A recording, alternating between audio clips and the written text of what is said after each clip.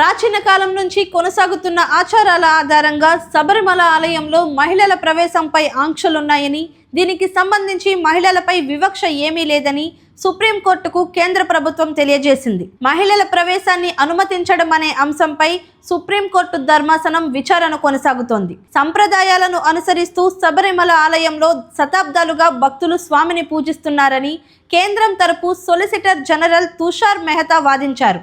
శబరిమల ఆలయంలో మహిళల ప్రవేశానికి సంబంధించి గతంలో వెలువడిన తీర్పును జస్టిస్ సూర్యకాంత్ నేతృత్వంలోని 9 మంది జడ్జిల ధర్మాసనం సమీక్షిస్తోంది. దీనికి ముందు కేంద్రం తన వాదనను సమర్పించింది.